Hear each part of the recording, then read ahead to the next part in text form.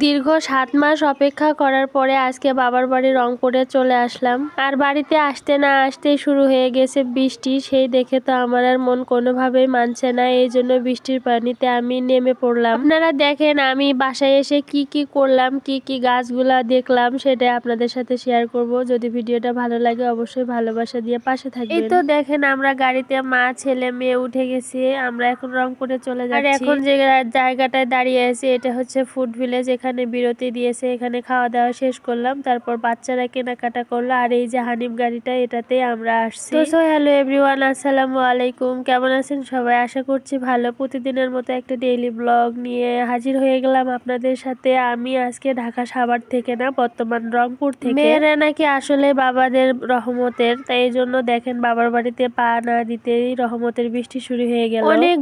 অনেক বছর পরে আজকে একটু বৃষ্টির পানিতে গোসল করার জন্য নেমে পড়েছি। তেমন বৃষ্টি ছিল না, হালকা বৃষ্টি দেখে আসলে লোভ সামলাইতে পারলাম না। ভয়েস শুনে হয়তো বা বুঝতে পারছেন যে আমার ঠান্ডা লাগছে, তারপরেও বৃষ্টির পানিতে নামলাম। দেখি আজকে আবার আরো দেখবেন ঠান্ডা লেগে যাবে। বাবার বাড়ি মানে অন্যরকম এক শান্তির ছোঁয়া, অন্যরকম এক অনুভূতি। বাবার বাড়িতে আসলে সবারই ভালো লাগে। আর এদিকে আমার মেয়ের কাণ্ড দেখেন, সে তো বৃষ্টি দেখে একদম গোসলে নেমে পড়েছে। আমাদের উঠানে দেখেন আমার আম্মু কিছু ফুল গাছ লাগিয়েছে, কিছু ফল গাছ আছে, সেগুলাও আপনাদেরকে দেখাবো। আর এই ফল গাছগুলা গত ঈদে এসে আমরাই লাগিয়ে দিয়েছি। দেখেন একবার কত সুন্দর ফল ধরেছে, মাশাআল্লাহ। আমি যখনই আমার বাবার বাড়িতে আসি সর্বপ্রথম এই গাছগুলাই আমি দেখি। এই গাছটা দেখেন, এটা হচ্ছে একটা কমলার গাছ, মোটামুটি 3 বছর আগে লাগানো হয়েছে, এখন অনেক সুন্দর ফল দিয়েছে। আর দেখেন বৃষ্টি দেখে তো আমি পাগল হয়ে গেছে, হাতের ঘড়িটা ভিজে যাচ্ছিল, সেদিকে আমার কোনো খেয়ালই নেই। অবশেষে খুলে দিলাম আমার আম্মুর হাতে। আর আজকে কিন্তু ঢাকা থেকে আমরা মা